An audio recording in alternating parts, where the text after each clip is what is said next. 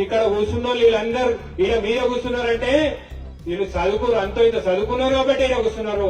చదువు అక్కడ కింద కూర్చున్న చదువు లేదని కాదు, చదువుకుంటేనే మనం జ్ఞానాన్ని ఇలా పట్టుకొని మైక్ పట్టుకొని మాట్లాడగలుగుతాం. చదవకపోతే ఎల్లారెడ్డికి పోతామా? గతంలో మన తల్లిదండ్రులు ఏ విధంగా తాత ముత్తాతలు ఎట్లా ఉండే మీరందరూ కూడా ఆలోచన చేయండి.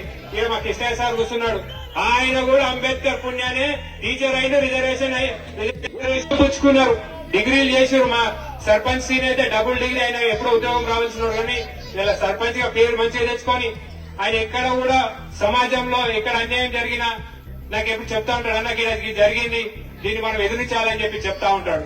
చాలా మంది నాతోటి కలిసి పనిచేసిన వాళ్ళు చాలా మంది అంబేద్కరిజం ఆశయాలు కలిగి ఈ అంబేద్కరిజాన్ని మనం ప్రతి మనిషికి తెలియాల్సిన అవసరం ఉంది. ప్రతి గ్రామాన ఆ అంబేద్కరిజం తెలియజేసిన రోజే మన బతుకులు మారతాయి, అప్పటి వరకు మారాయి. ఇలా ఎలక్షన్లు వస్తుంటాయి పోతుంటాయి, ఎలక్షన్ లో కళ్ళు తాపించడం 10 రూపాయలు చేతిలో పెట్టుడు అయ్యాక అయిపోతే ఆగం అయిపోతాం.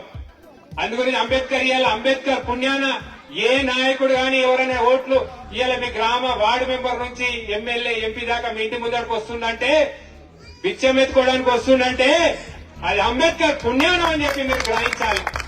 లేకపోతే ఈ గల్లీలోకి వస్తాడా? ఎవరైనా వస్తారా?